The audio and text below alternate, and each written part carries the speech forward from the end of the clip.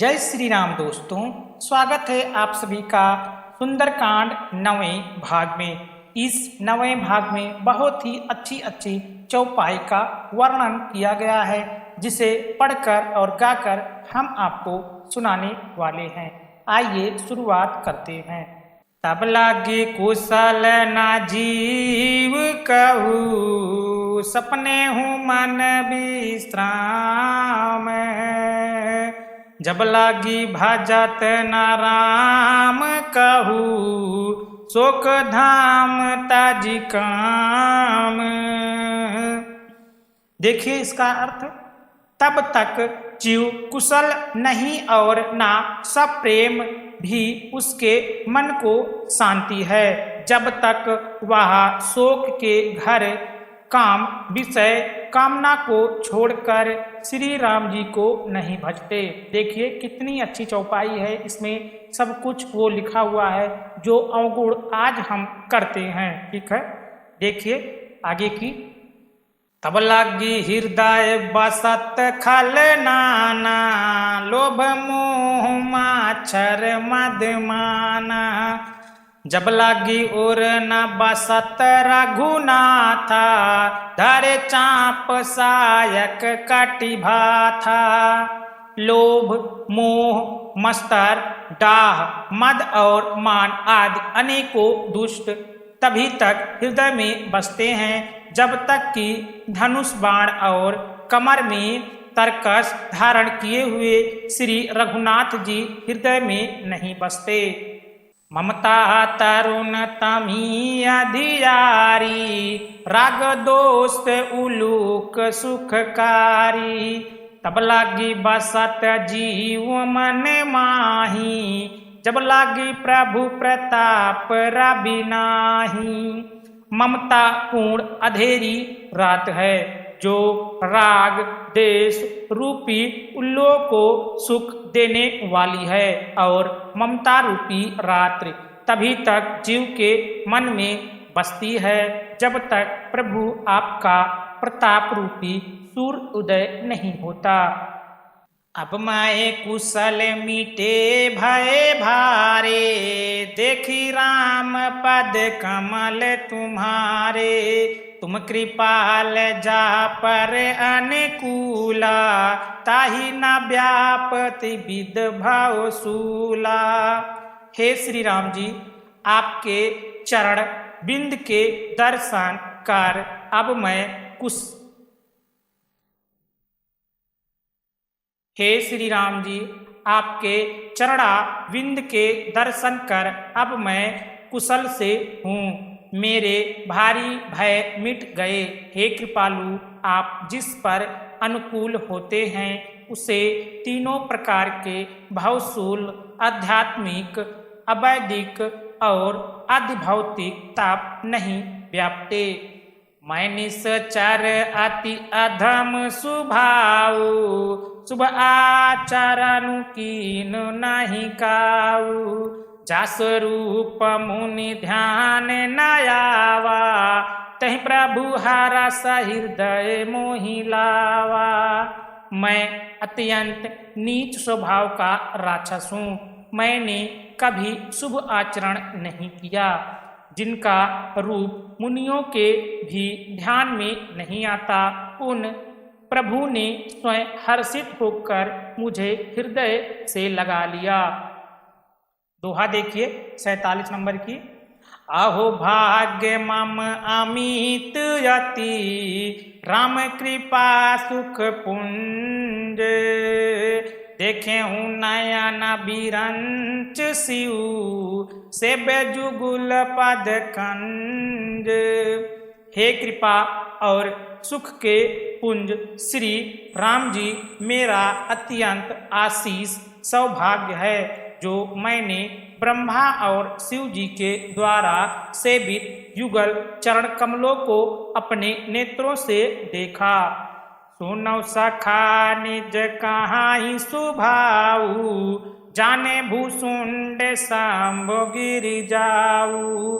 जौ न रहोई चराचर द्रोही, आवे सभय शरण तकी मोही। श्री राम जी ने कहा, हे सखा सुनो, मैं तुम्हें अपना स्वभाव कहता हूँ, जिसे कागभुसुंड शिव जी और पार्वती जी भी जानती हैं। कोई मनुष्य संपूर्ण जड़ चेतन जगत का द्रोही हो, यदि वह भी भयभीत होकर मेरी शरण तक आ जाए। चौपाई देखिए। तजमद मोह कपट छल नाना, कर साधते ही साधु समाना। जननी जनक बांधो सुत दारा, तनु धनु भवन सुहद परिवार। और मद मोह तथा नाना प्रकार के छल कपट त्याग दे, तो मैं उसे बहुत शीघ्र साधु के समान कर देता हूँ। माता पिता भाई पुत्र स्त्री शरीर धन घर मित्र और परिवार सबके ममता ताग बटोरी, मम पद मानहि बांध बारी डोरी। समदर्शी इच्छा कछु नाही, हर शोक भय नहीं मन माही। मम तत्व रूपी तागों को बटोर कर और उन सब की एक डोरी वटकर उसके द्वारा जो अपने मन को मेरे चरणों में बांध देता है, सारे संसार बंधनों का केंद्र मुझे बना लेता है। जो समदर्शी है, जिसे कुछ इच्छा नहीं है और जिनके मन में हर्ष शोक और भय नहीं है। अससा जन मम उर बस कैसे, लोभी हृदय बसई धनु जैसे। तुम सरीखे संत प्रिय मोरे, धारव देह नहीं आन निहोरे। ऐसा सज्जन मेरे हृदय में कैसे बसता है, जैसे लोभी के हृदय में धन बसा करता है। तुम सरीखे संत ही मुझे प्रिय हैं।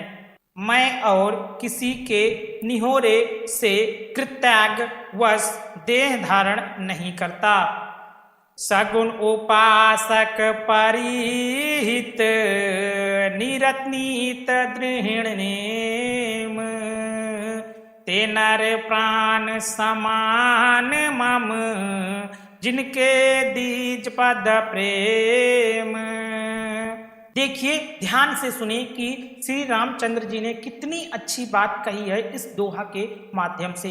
हम आपको बता रहे हैं, देखिए, जो सगुण साकार भगवान के उपासक हैं, दूसरों के हित में लगे रहते हैं, नीति और नियमों में दृढ़ हैं और जिन्हें ब्रह्मांडों के चरणों में प्रेम है, वे मनुष्य मेरे प्राणों के समान हैं। देखिए, जो दूसरों का भला करते हैं, भगवान उन पर कितना खुश होते हैं। सुन लंकेश सकल गुण तोरे, ताते तुम अतिशय प्रिय मोरे। राम बचन सुनि बानर जूठा, सकल कहीं जाए कृपा बरूथा। हे लंकापति, सुनो, तुम्हारे अंदर उपयुक्त सब गुण हैं, इससे तुम मुझे अत्यंत ही प्रिय हो। श्री राम जी के वचन सुनकर सब वानरों के समूह कहने लगे, कृपा के समूह श्री राम जी की जय हो। सुनत विभीषण प्रभु कहे बानी, नहीं आघात सर नामृत जानी। पद अम्बुज गही बारही बारा, हृदय समात न प्रेम अपारा। प्रभु जी की वाणी सुनते हैं और उसे कानों के लिए अमृत जानकर विभीषण जी अघाते नहीं। वे बार बार श्री राम जी के चरण कमलों को पकड़ते हैं। अपार प्रेम है, हृदय में समाता नहीं। सुनहु देव चराचर स्वामी, प्रणत पाल उरयंतरयामी। उर कछु प्रथम बसना राही, प्रभुपद प्रीत सरित सोवाही। विभीषण जी ने कहा, हे देव, हे चराचर जगत के स्वामी, हे शरणागत के रक्षक, हे सबके हृदय के भीतर की जानने वाले, सुनिए, मेरे हृदय में पहले कुछ वासना थी, वह प्रभु के चरणों की प्रतिरूपी नदी में बह गई। अब कृपाल निज भगत पावनी, देहु सदा शिव मन भावनी। एवं मस्त कही प्रभु रन धीरा, मांगा तुरत सिंधु कर नीरा। अब तो हे कृपालु, शिव जी के मन को सदैव प्रिय लगने वाली अपनी पवित्र भक्ति मुझे दीजिए। एवं मस्त ऐसा ही हो, कहकर रणधीर प्रभु श्री राम जी ने तुरंत ही समुद्र का जल मांगा। जादव सखा तब इच्छा नाही, मोर दरसु अमोद जग माही। अस कहीं राम तिलक ते ही सारा, सुमन वृष्ट नव भाई अपारा। और कहा, हे सखा, यद्यपि तुम्हारी इच्छा नहीं है, पर जगत में मेरा दर्शन अमोद है, वह निष्फल नहीं जाता। ऐसा कहकर श्री राम जी ने उनको राज तिलक कर दिया। आकाश से पुष्पों की अपार वृष्टि हुई। दोहा देखिए। रावण क्रोध अनल निजे, श्वास समीर प्रचंड। जारधि भीषण राख्यूं, दिनेहु राज अखंड। श्री राम जी ने रावण के क्रोध रूपी अग्नि में जो अपनी विभीषण की श्वास वचन रूपी पवन से प्रचंड हो रही थी, जलते हुए विभीषण को बचा लिया और उसे अखंड राज्य दिया। दोहा देखिए, खा नंबर की। जो संपत शिव रावण ही, दिन दिए मात। सोई संपदा विभीषण ही, शक्ति न रघुनाथ। शिव जी ने जो संपत्ति रावण को 10 सिरों की बलि देने पर दी थी, वह संपत्ति श्री रघुनाथ जी ने विभीषण को बहुत सकुचाते हुए दी। अस प्रभु छाड़ भजाई जे आना, ते नर पशु बिन पूछ बिसाना। निज जन जानिता ही अपनावा, प्रभु सुभाव कपकुल मन भावा। ऐसे परम कृपालु प्रभु को छोड़कर जो मनुष्य दूसरों को भजते हैं, वो बिना सींग पूंछ के पशु हैं। अपना सेवक जानकर विभीषण जी को श्री राम जी ने अपना लिया। प्रभु का स्वभाव वानर कुल के मन को बहुत भाया। उन सारे बाग सार्वउर बासी, सर्वरूप सब रहित उदासी। बोले बचन नीति प्रतिपालक, कारण मनुज दानुज खुल घालक। फिर सब कुछ जानने वाले, सबके हृदय में बसने वाले, सर्व रूप सब रूपों में प्रकट, सबसे रहित, उदासीन, कारण से भक्तों पर कृपा करने के लिए मनुष्य बने हुए तथा राक्षसों के कुल का नाश करने वाले श्री राम जी नीति की रक्षा करने वाले वचन बोले। देखिए क्या कहते हैं प्रभु श्री रामचंद्र जी। सुन कपीस लंका पति बीरा, कही विध तारी जलधि गंभीरा। संकुल मकर उरग झस जाती, अति आघात दुस्तर सब भांति। हे वीर वानरराज सुग्रीव और लंकापति विभीषण, सुनो, इस गहरे समुद्र को किस प्रकार पार किया जाए। अनेक जात के मगर, सांप और मछलियों से भरा हुआ यह अत्यंत अथाह समुद्र पार करने में सब प्रकार से कठिन है। कालंकेश सुनौ रघुनायक, कोट सिंध पोषक तौ सायक, जादप तदप नीत यसी गाई, विनय करई सागर सन जाई। विभीषण जी ने कहा, हे रघुनाथ जी सुनिए, यद्यपि आपका एक बाण ही करोड़ों समुद्र को सोखने वाला है, सोख सकता है, तदपि नीत ऐसी कही गई है। उचित यह होगा कि पहले जाकर समुद्र से प्रार्थना की जाए। दोहा देखिए, प्रभु तुम्हारे कुल गुरी जलधि, अब कहीं उपाय विचार, और बिन प्रयास सागर तरही, सकल भालु कपिधार। हे प्रभु, समुद्र आपके कुल में बड़े पूर्वज हैं, वे विचार कर उपाय बतला देंगे। तब क्षीर और वांदरों की सारी सेना बिना ही परिश्रम किए समुद्र के पार उतर जाएगी। शाखा कही तुम नीक उठाई, कार्योदयो अजाव होई सुहाई, मंत्र नया लक्ष्मण मन भावा, राम बचन सुनयति दुख पावा। राम जी ने कहा, हे सखा, तुमने अच्छा उपाय बताया, यही किया जाए यदि दयो सहायक हो। यह सलाह लक्ष्मण जी के मन को अच्छी नहीं लगी। श्री राम जी के वचन सुनकर तो उन्होंने बहुत ही दुख पाया।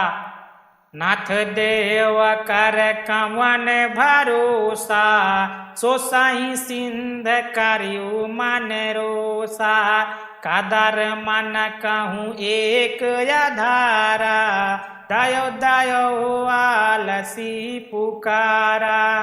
लक्ष्मण जी ने कहा, हे नाथ, दयो का कौन भरोसा, मन में क्रोध कीजिए, ले आइए और समुद्र को सुखा डालिए। यह दयो तो कायर के मन का एक आधार है, तसल्ली देने का उपाय है। आलसी लोग ही दयो दयो पुकारा करते हैं। सुनत भी हंसी बोले रघुबीरा, ऐसे ही करब धरहूँ मन धीरा, अस कही प्रभु अनुजहि समुझाई, सिंधु समीप गए रघुराई। यह सुनकर श्री रघुवीर हंस कर बोले, ऐसा ही करेंगे, मन में धीरज रखो। ऐसा कहकर छोटे भाई को समझाकर प्रभु श्री रघुनाथ जी समुद्र के समीप गए। प्रथम प्रणाम कीनो सिर नाई, बैठे पुनि तट दर्भ डसाई, जब विभीषण प्रभु पहियाए, पाछे रावण दूत पठाए। उन्होंने पहले सिर नवाकर प्रणाम किया, फिर किनारे पर कुश बिछाकर बैठ गए। इधर ज्यों ही विभीषण जी प्रभु के पास आए थे, त्यों ही रावण ने उनके पीछे दूत भेजे थे। आज का अध्याय हम यहीं पर समाप्त करते हैं। मिलेंगे इसके आगे के अध्याय में, यहीं से चौपाई की शुरुआत करके। अगर आपको हमारा वीडियो अच्छा लगा तो इस वीडियो को लाइक करके हमारे चैनल को सब्सक्राइब जरूर करें।